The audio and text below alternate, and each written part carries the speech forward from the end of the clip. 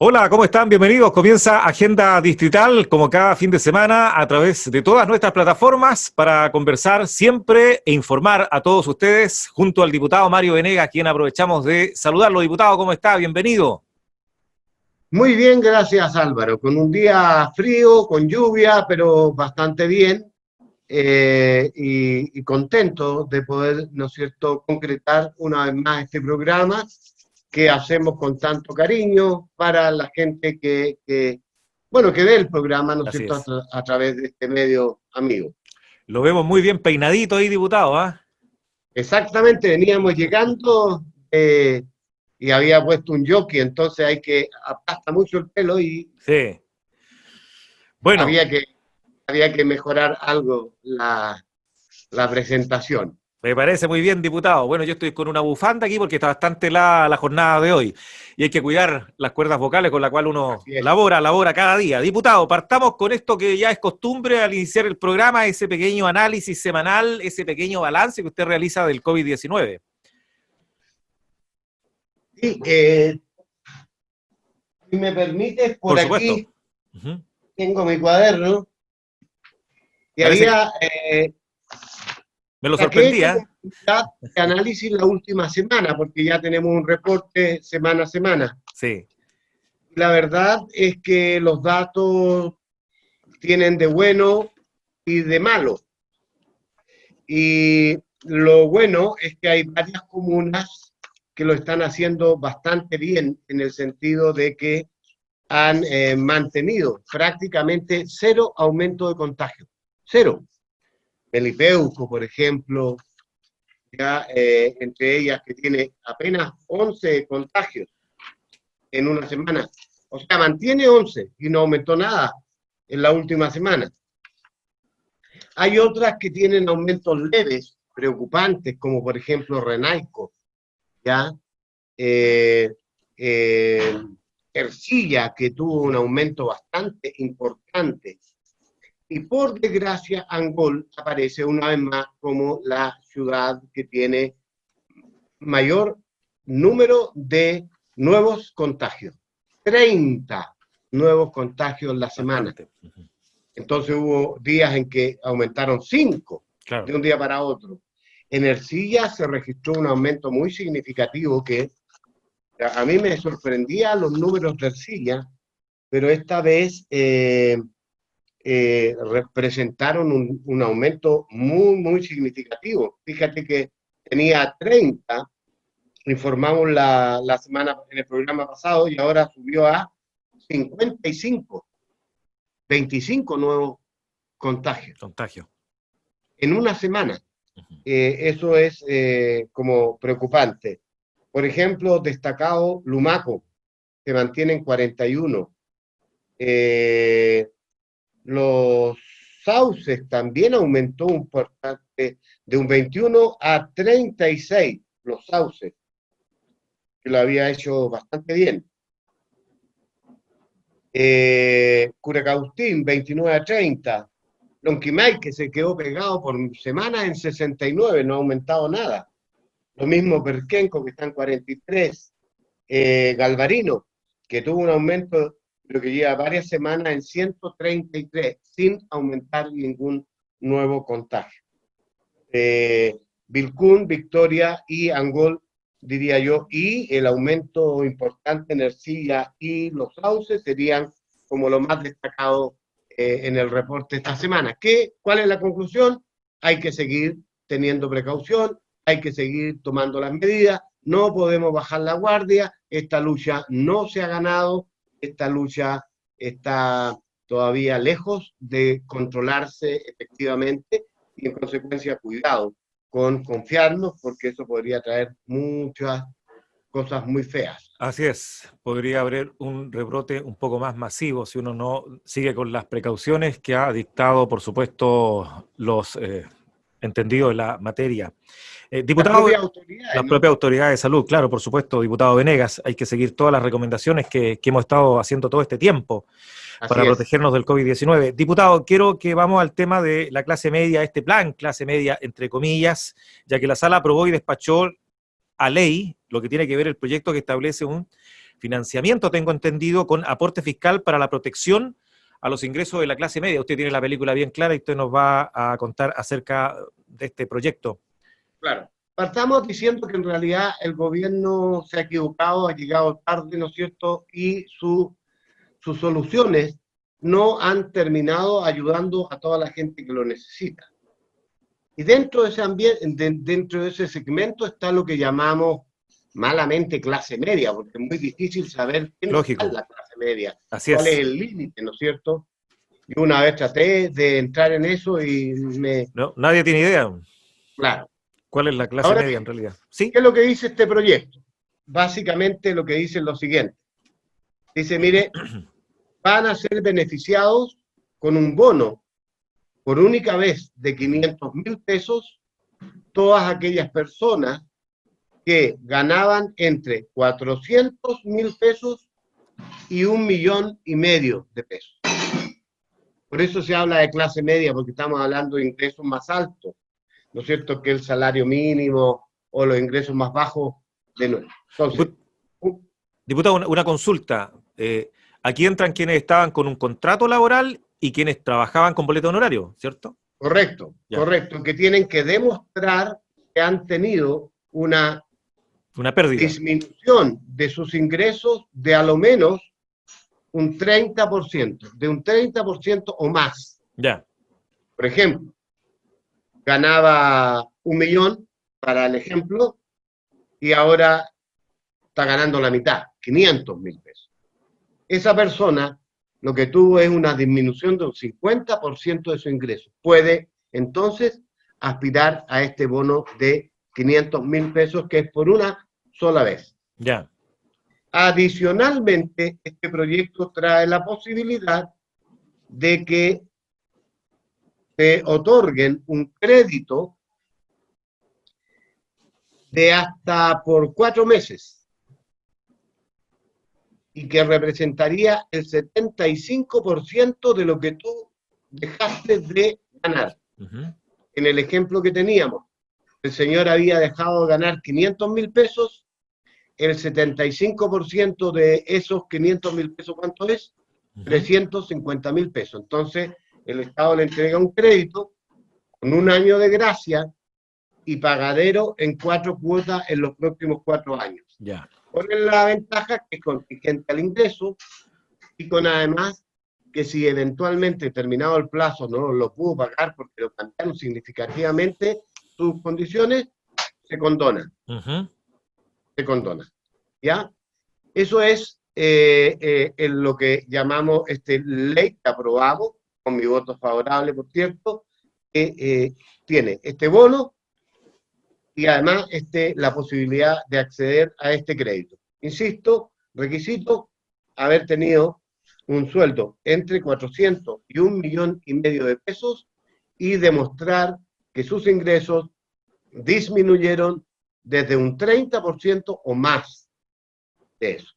Perfecto, está clarito. Diputado, ahora veamos el proyecto que flexibiliza el IFE. Cuéntenos en qué consiste esta flexibilización, diputado Venegas.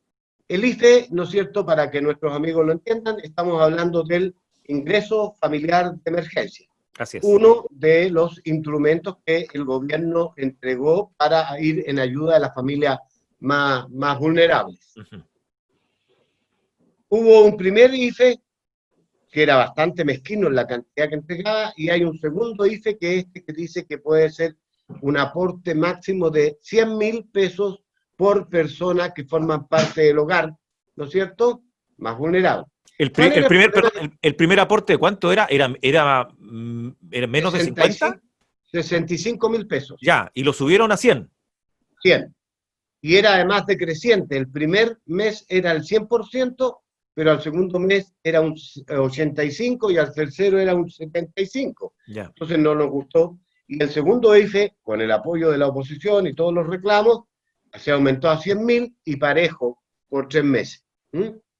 Ahora bien, tenía un problema de acceso este IFE, este ingreso, que es que exigía que tú tuvieras, ¿no es cierto?, el índice de vulnerabilidad que te da la ficha de caracterización socioeconómica que normalmente te hace a través de una encuesta a las municipalidades. ¿Ya? No toda la gente lo tenía. Lógico. La gente se encontró que cuando fue a postular, extrañamente estos puntajes habían aumentado y en consecuencia se quedaban fuera del beneficio. ¿Qué es lo que se hizo en este proyecto? Simplemente simplificar. Y ahora lo único que tiene que tener, ya no se va a exigir esta vulnerabilidad, sino que lo único que tú estés incorporado al registro social de hogares. Es decir, es eliminar una traba, simplificar para que más personas puedan tener acceso a ese ingreso familiar de emergencia. Perfecto, diputado Venegas. Estamos en Agenda Distrital conversando, informando junto al diputado Mario Venegas de distintos proyectos. Hay un proyecto de moción que modifica la Carta Fundamental en materia de duración de acto de plebiscitario de octubre. Se vienen, por supuesto, los próximos comicios. ¿Por qué no nos explica un poquito más en qué consiste todo esto, diputado Venegas? Bueno, lo primero que te tengo que decir es que hay varios proyectos, ¿no? Mis colegas son bastante creativos a la hora de presentar proyectos de toda naturaleza y ahora tratando de sintonizar con los problemas que la ciudadanía plantea. ¿Ya? Aquí nos situamos en el plebiscito que debe realizarse el 25 de octubre próximo. ¿Ya? Para consultar a la ciudadanía si quiere una nueva constitución y a través de qué mecanismo quiere que esa nueva constitución se redacte. Perfecto. Una comisión constituyente, es decir, todo el 100% son ciudadanos elegidos por la propia ciudadanía, ¿no es cierto?, para que cumplan ese rol, o una comisión mixta en donde hay 50% parlamentarios y un 50% de ciudadanos elegidos. Ambas posibilidades tienen pro y contra, como obvio, ¿no? Lógico. Pero en definitiva, esa es la consulta y todos tenemos preocupación, me incluyo, de si el gobierno tiene real voluntad de tomar las medidas previas que nos garanticen que ese plebiscito se va a realizar en el mes de octubre. ¿Por qué decimos eso? Porque es conocido que el gobierno no quiere ese cambio constitucional y por eso están por el rechazo. Y ahora llevó en el cambio de gabinete a una serie de ministros que son claramente duros en esa materia y que están por el rechazo. Entonces, todos los proyectos apuntan a reformas que garanticen que se haga este plebiscito. Y además se consideren todos los aspectos relativos a la pandemia. Por ejemplo, hay que pensar cómo se vota, dónde se vota, cuántos días, algunos proponen que sea en 2 días, tiene sus pros, sus contras, cómo se hace en la sanitización de los locales, la preparación de los vocales, la preparación de los apoderados, los materiales que hay que usar. ¿Qué ocurre si un señor que tiene COVID positivo y decide ir a votar? ¿Le podrían negar que vote cuando es un derecho constitucional que él tiene? Todas esas cosas hay que tenerlas presentes, hay que tenerlas, ¿no es cierto?, a la vista y tomar las medidas con tiempo para garantizar efectivamente el día 25 de octubre próximo vayamos a votar y podamos tomar esta decisión. Tú conoces, yo estoy por el apruebo. Yo creo que es necesaria una nueva constitución que se adecue a los tiempos que hoy día existen, a las necesidades, a las demandas, etcétera, y sobre todo que tenga participación ciudadana, de manera que yo estoy por el apruebo y estoy además por que sea una comisión constituyente para que tenga legitimidad. Y no es fácil el tema, ni va a estar exento de problemas y riesgos, ciertamente, incertidumbre, pero yo creo que eso es lo mejor a tener y seguir ordenando este pacto social con una constitución que heredamos de la dictadura, que tiene problemas bastante serios, ¿no es cierto?, todavía, y que no permite que se ejerza una democracia participativa, ciudadana, etc. Entonces, yo creo que eso es lo que está detrás de estas iniciativas destinadas, como te digo, en último término, a garantizar que se haga el plebiscito en octubre y que se haga en buenas condiciones para que todos puedan participar de buena manera. Diputado, bueno, usted va por el cambio, la modificación de esta constitución por una nueva constitución, pero me dio a entender que usted elige la constituyente, que sea el 100% de los ciudadanos quienes elijan esta nueva constitución, o no mixta, que sean ellos, no ¿no? mixta. Ciudadanos. Ya, perfecto. Te dije que cada cosa tiene sus pros y sus contras. Sí, pero acláreme la película. Al ser, supongamos que todos elijamos una constituyente, que sean los ciudadanos quienes modifiquemos toda esta constitución. ¿Cómo se eligen los ciudadanos? Por votación universal. Perfecto. Una persona, por ejemplo, un abogado constitucionalista. Lo que debiéramos hacer nosotros es tratar de elegir a las personas más calificadas para que hagan ese pega. Las más idóneas. Y que sean representativas del Chile real.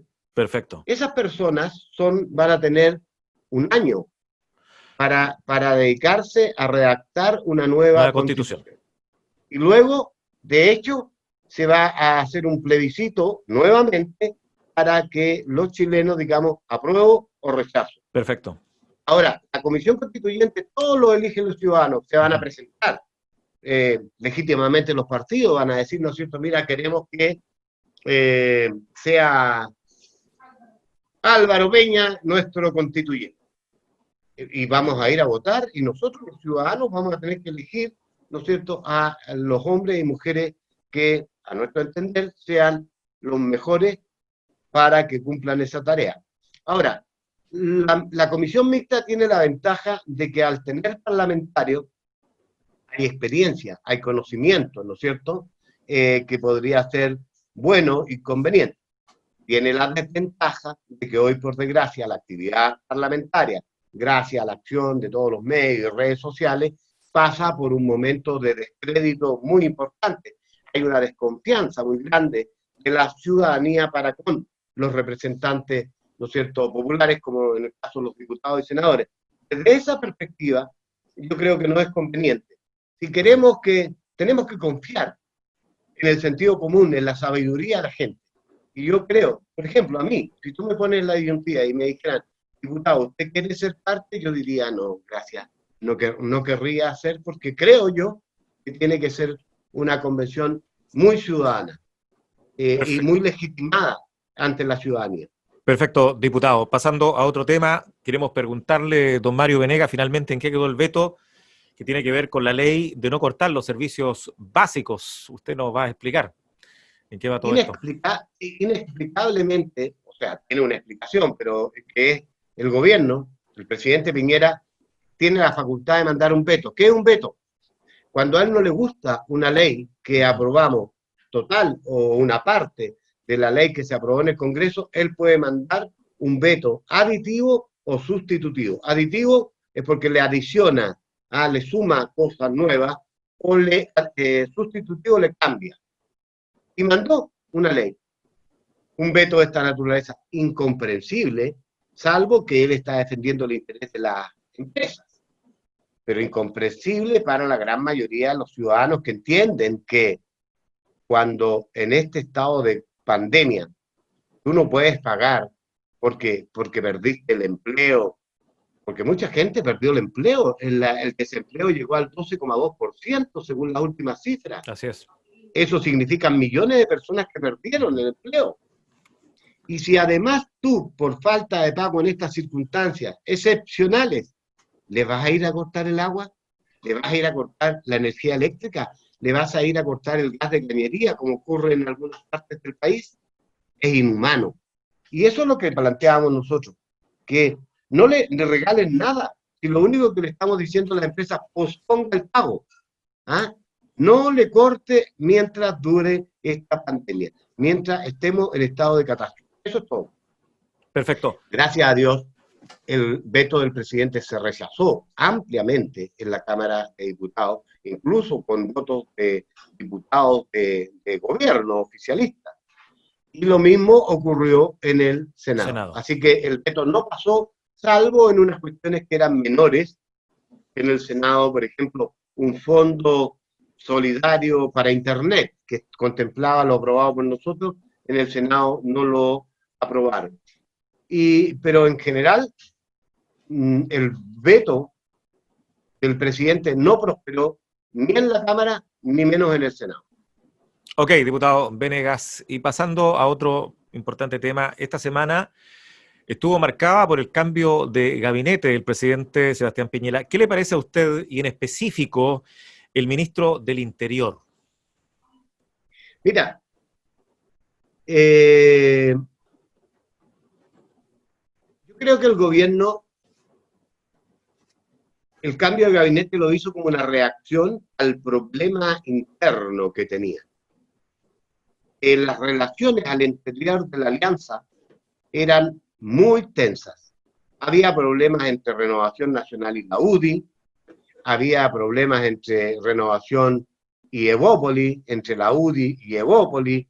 Al interior de Renovación Nacional estaba Mario Desbordes, presidente, con una derecha más social, más sensible.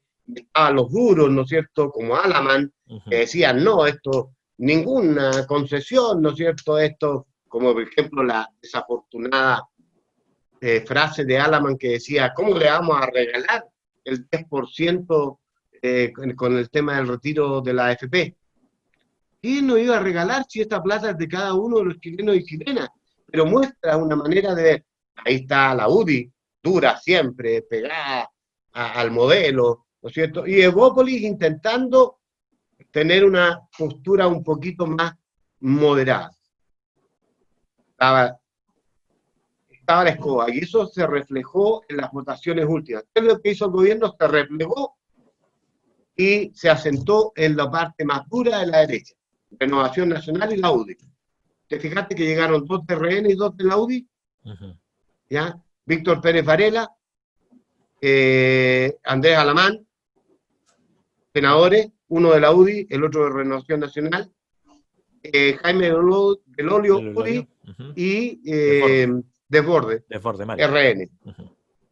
¿Quiénes se afianzaron? La Renovación Nacional y la UDI. ¿Quién perdió? Evópolis, fuertemente, que quedó solo con un ministro, que es el ministro de Hacienda, Briones. Yo creo que representa un repliegue de la cosa más dura, de enfrentar lo que viene. El gobierno está consciente. Piñera tiene una aprobación escasísima, que anda entre el 10 y el 15%. Su gobierno ha cometido muchísimos errores.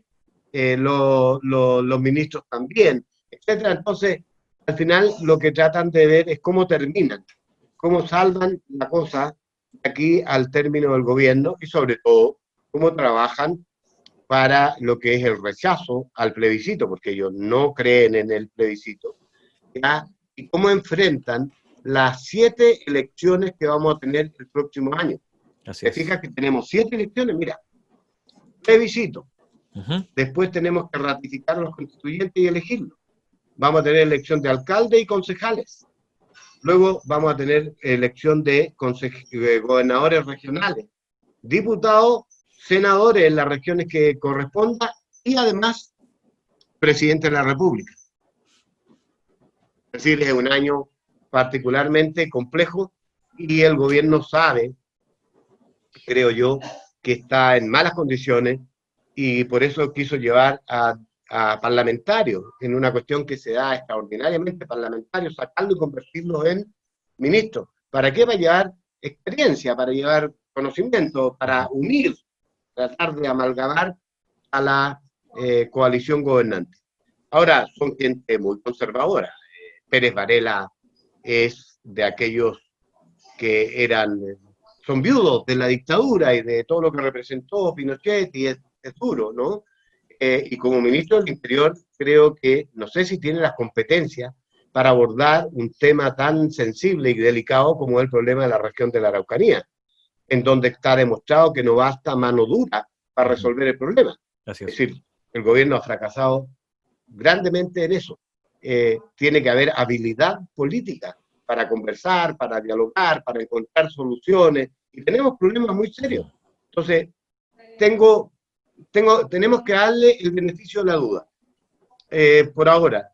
Y yo creo que sí dio una buena señal el ministro del Interior, porque vino a la región prácticamente al tercer día de asumido.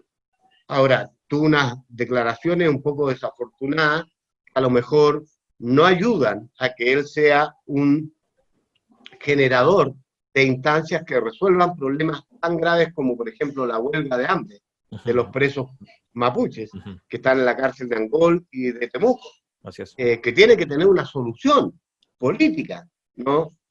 Siempre se ha enfrentado en otros gobiernos y se ha buscado salidas, y que están asociados a todos estos hechos de violencia que hemos vivido en las últimas semanas en la región. Eso le quería preguntar porque la región ha estado bastante marcada por hechos lamentables como atentado a vehículos, predios y la toma de 5 municipios, sin dejar de lado la visita del ministro del Interior que estuvo marcada por manifestaciones en Temuco, diputado Venegas.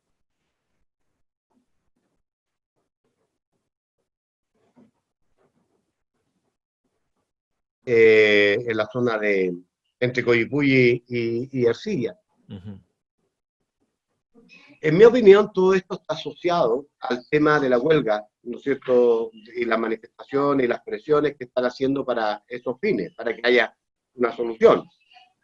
Es grave, la violencia la he condenado yo siempre, venga de donde venga, ¿no? La violencia, en mi opinión, no es el camino, nunca ha sido el camino. Si bien la historia está llena de hechos de violencia para alcanzar determinado objetivo, también al lado hay un costo enorme, y normalmente en vidas humanas, en desasosiego, en intranquilidad, en crisis. Nosotros vivimos intranquilos aquí en la región, vivimos con miedo, ¿no? Vivimos con temor de que las cosas que ocurren, de que de pronto pueden haber acciones que terminan afectándote.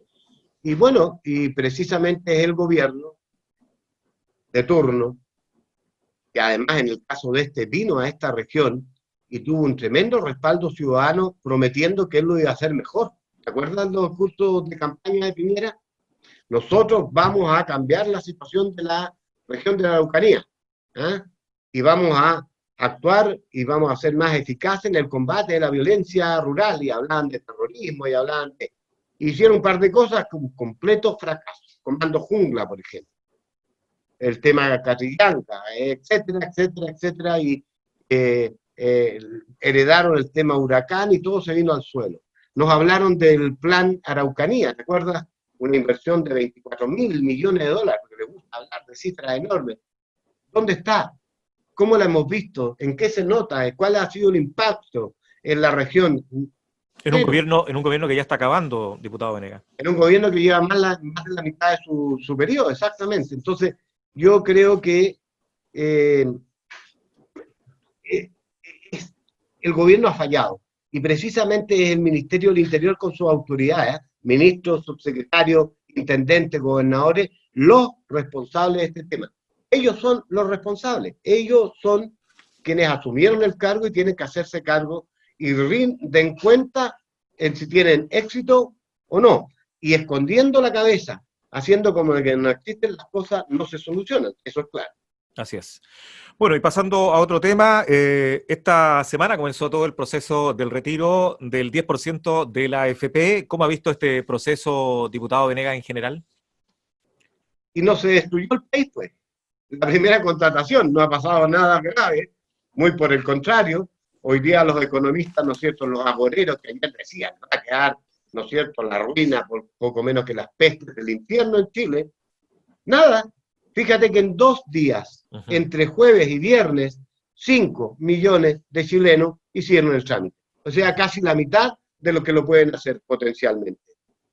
¿Y ha ocurrido algo raro? A este minuto ya van 7 millones. ¿Ah? Hasta este minuto ya van más de 7 millones, más de la mitad de la gente ha sacado su... En 3 días. En 3 días.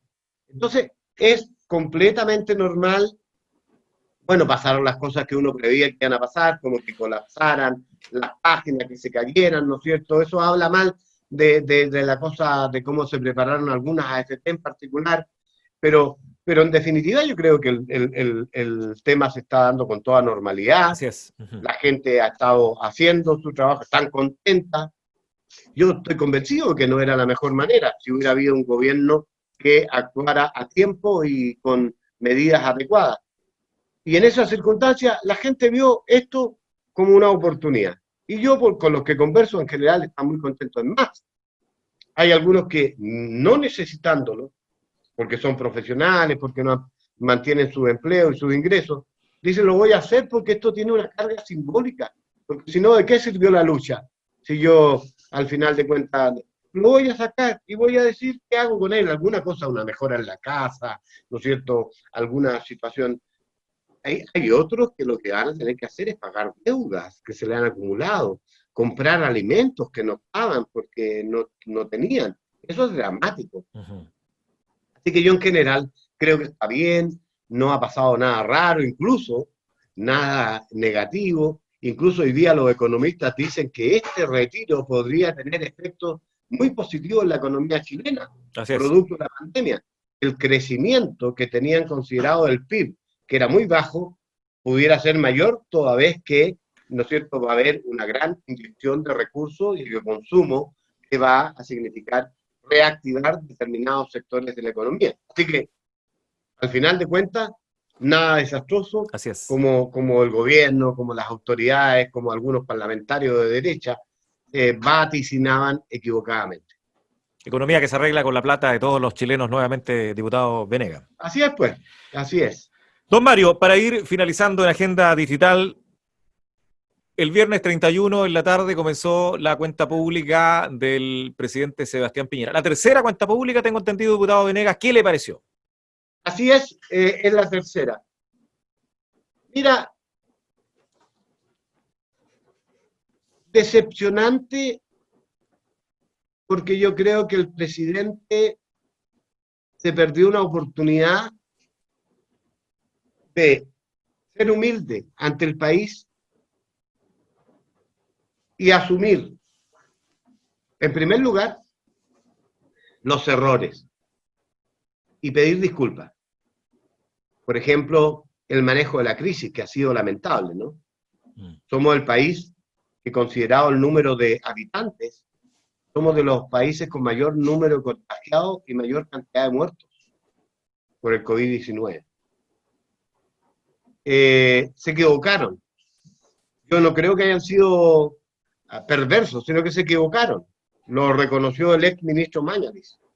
Todas las proyecciones que hicieron se fueron al tacho de la basura.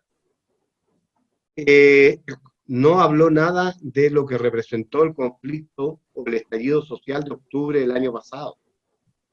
Que no tener un adecuado diagnóstico y una adecuada lectura de eso puede significar que no se tomen medidas que eviten que esto, una vez que pasada la pandemia, vuelva a resurgir con todo lo negativo que tiene, violencia incluida, destrucción, etcétera, etcétera. Ojalá, por cierto, que no. Yo te dije ya que no creo en la violencia como mecanismo para resolver los problemas. Tampoco hizo nada para haber, por ejemplo, dicho, porque pasó dentro de este periodo, de este año, hacerse cargo de las violaciones a los derechos de muchas personas que fueron, ¿no es cierto?, agredidas, que perdieron su vista, producto de balines, y todas esas cosas que se ocurrieron. Yo no digo que las fuerzas públicas no tienen que hacer su trabajo, la policía. Lo que pasa es que tienen que hacerlo bien. Y no es razonable ni esperable que una persona como Campillay o Gatica termine perdiendo la vista producto de una acción policíaca, ¿me entiendes? Claro. No puede ser. Eso es claramente atentatorio contra la dignidad de personas. Y esos son miles, cientos, con golpizas, detenciones irregulares, violaciones incluso, ¿no es cierto?, abusos, etcétera, etcétera. Todas esas cosas debió haber. Si quería calmar al país, si quería calmar, generar un clima distinto, tendría que haberlo necesariamente asumido. Haber dicho con grandeza, sí, nos equivocamos, asumimos, pero tenemos la disposición a cambiar. Diputado, a su juicio... Luego, en el otro plano de los anuncios, no tiene mucho más que hacer, básicamente preocuparse de lo que viene post pandemia, que es la recuperación económica, y ahí anunció obras en infraestructura, algunas ampliaciones de los presupuestos, especialmente en el Ministerio de Obras Públicas y otros, para que se genere inversión que permita recuperar empleo. Necesitamos generar muchos empleos, porque se han perdido muchísimos.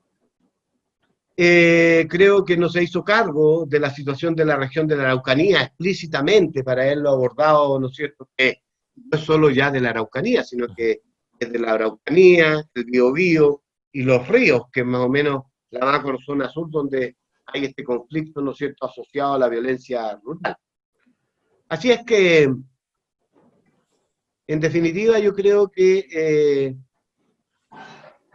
es un poco frustrante en la cuenta del presidente. Yo creo que, como te digo, coincido con los que han señalado que se perdió una oportunidad de haber hecho las cosas distintas.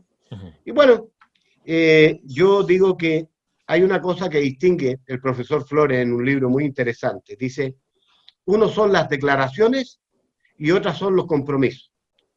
Las declaraciones uno las puede hacer todos los días. Compromiso significa concretar aquello que comprometió. Y yo esperaría concreciones más que grandes, porque el presidente nos tiene acostumbrados a... Ahora habló de una inversión de 30.000 millones de dólares y uno no entendía por dónde sale esa plata si hay un acuerdo para 12.000 millones de dólares en los próximos 2 años. Pero los gobiernos tienen esta tendencia a agrandar las cifras, a hablar grandilocuente y la ciudadanía, lo único que contribuyen a confundir y que la ciudadanía desconfíe más de la palabra. Y eso explica un poco por qué la ciudadanía en general tiene tanta desconfianza de la política en general, ¿no? Uno espera soluciones concretas, diputado Mario Venegas, Exacto, para los problemas de todos los chilenos, problemas básicos a la vez. Diputado, bueno, ha sido muy grato conversar con usted, como siempre, cada fin de semana a través de estos medios de comunicación y en todas las plataformas. La gente nos puede seguir en redes sociales. La invitación para que nos reencontremos, diputado Venegas, el próximo sábado, siempre la próxima semana. Próximo fin de semana, por supuesto, con una nueva edición de Agenda Distrital. Álvaro, déjame decirte una cosa final que creo muy importante. Es decirle a los auditores que nos están escuchando, a la gente que está viendo el programa, que esta percepción de las cosas es mi particular y personal opinión. Es mi manera de verla y creo que es justo que ustedes conozcan cómo un diputado de su zona piensa y mira las cosas. No quiero decir que yo tenga la verdad y por eso respeto si usted tiene una opinión distinta o tiene un matiz respecto a lo que yo digo. Expreso con honestidad lo que yo creo y no asumo que no tenga errores, ni pretendo que esta sea la verdad única, pero lo hacemos con respeto, lo hacemos buscando la información, buscando, ¿no es cierto?, ser y cumplir con nuestro rol, que es representarlo a ustedes de la manera más honesta, comprometida y decente que sea posible. Perfecto. Diputado, hasta el próximo fin de semana. Que tenga una buena semana de trabajo. Gracias. Que descanses. Gracias, diputado Mario Venegas, conversando en Agenda Distrital.